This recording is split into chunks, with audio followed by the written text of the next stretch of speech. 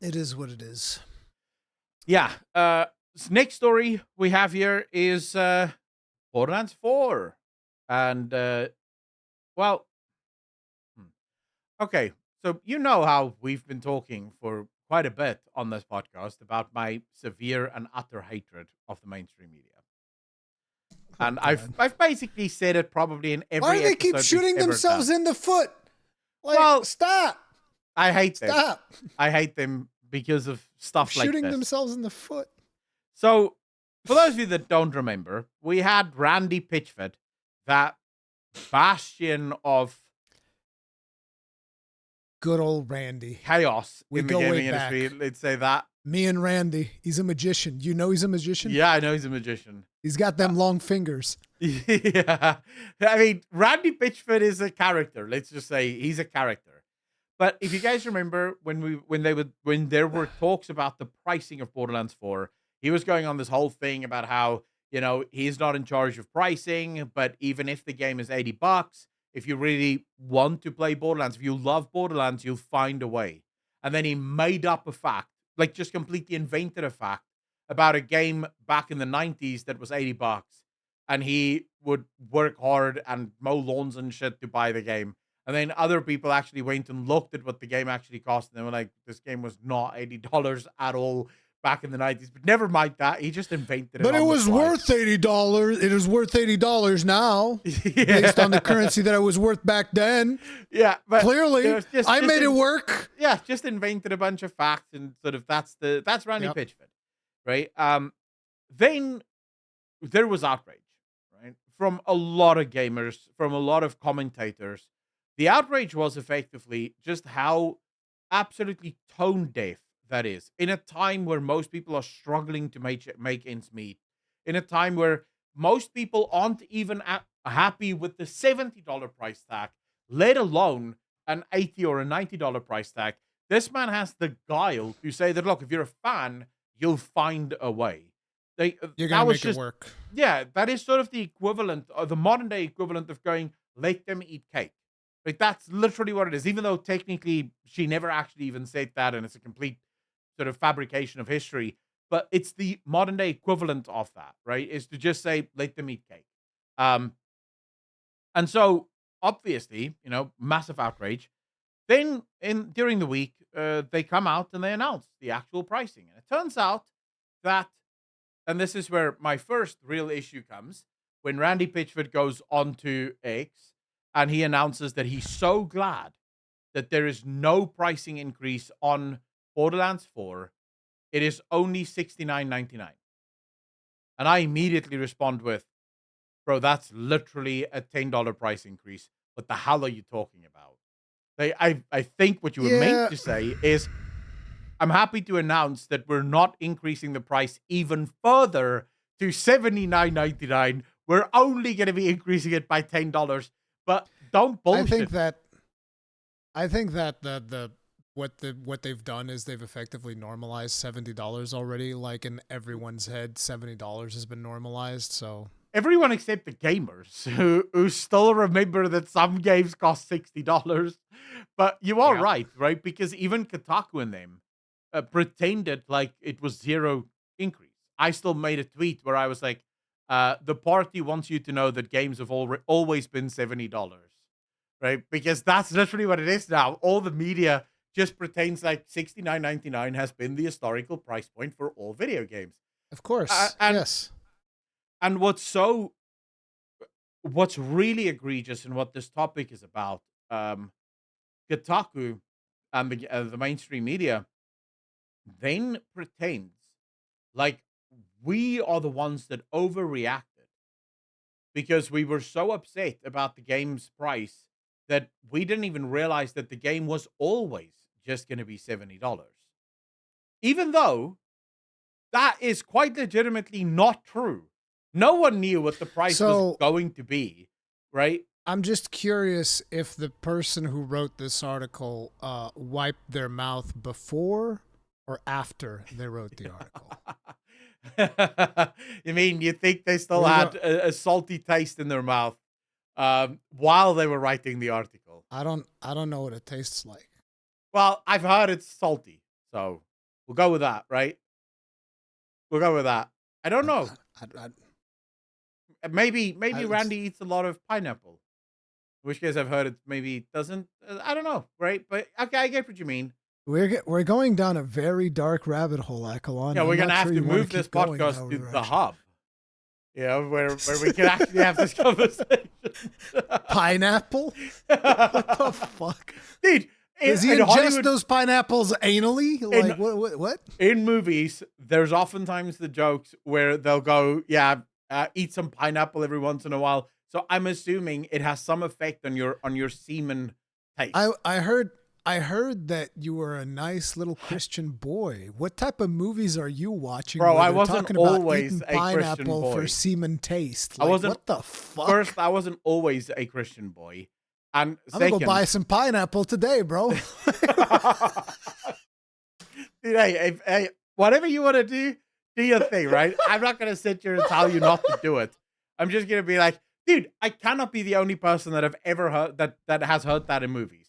Like, let us know in the comments, but I'm pretty sure I'm not the only person that has heard that in That's movies. some And no, degenerate fucking not just shit, hub bro. movies. Anyway, Not just listen. hub movies. Actual Hollywood. Oh, not movies. just but also hub movies probably also, right?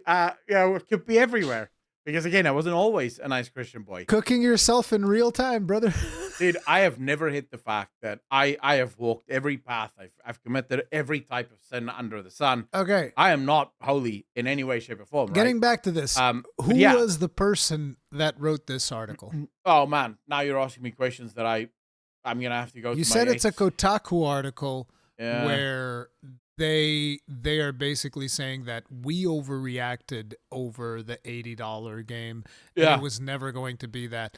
It's funny because apparently we were the only ones that weren't smart enough not to know that. Like, let's just get down to the fucking brass tacks of this, okay? Everybody knows what this was, okay? Every single person in the gaming industry knows this. That includes the gamers.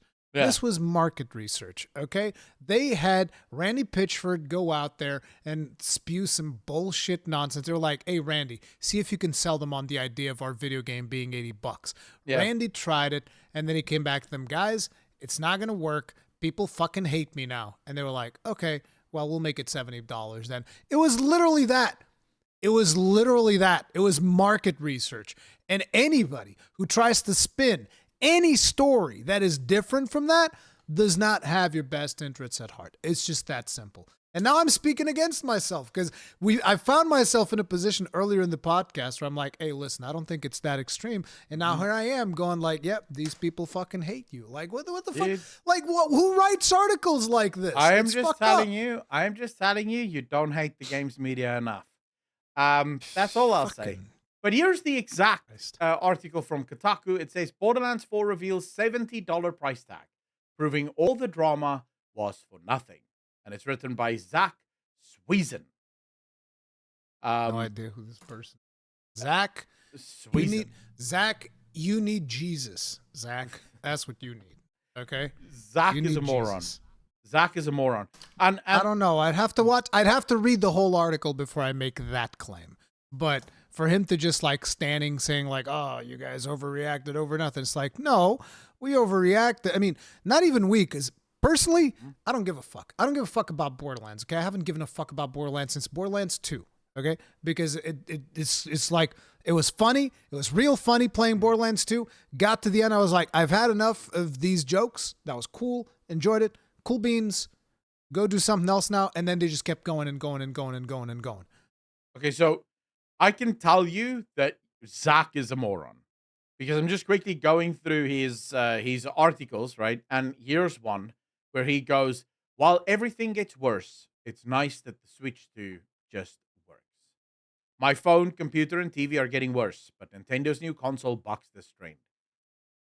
I've never heard of anyone going, my TV is suddenly not working. What the hell are you talking about? Most people buy TVs and they just work.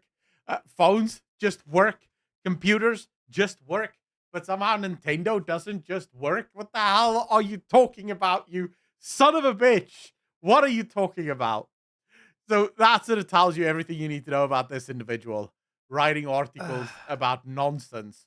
But of course, that's exactly it, right? You are absolutely correct. This was market testing.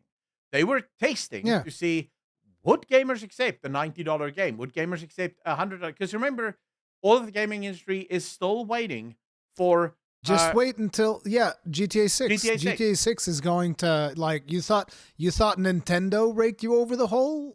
Just wait until GTA 6. They're going to give it to you real good. You're going to like it. They're going to tap that ass. Dude, but They're going to come up to you and they're going to be like, "You like that shit?" Yeah. I know that I'm not. I know I'm being a gullible little fool, right? I'm being a gullible little dove, but a part of me sort of goes, what if Rockstar doesn't increase the price at all and just keeps it at $60? What if? Just imagine that world. If that's just what they do, and you're like, oh, well. So listen, Akalon, you Yeah. remember that we talked about that bridge Yeah. that we're selling Yeah, on Mars. I'll buy it. I can cut you in early. I'll buy Hey, it. brother, I got you. I'm on the phone right now with Elon. We're texting. Okay? Yeah. I'll buy Me it. and my boy Elon will fix it. He's one of your guys, so you're good. True. Oh crap! I just saw Lies of P. 3 million puppets or 3 million humans. Matters not. We hope you enjoyed your stay at crap. They got the 3 million. Yeah, Cool beans. 3 million. And Cool beans. what's a little sad here, right, is that they don't give us the amount of players, because that's really what we need, right? Like, they're just going on the old copy sold thing. Like, tell us how many players you have, bro. That's what we really need to know.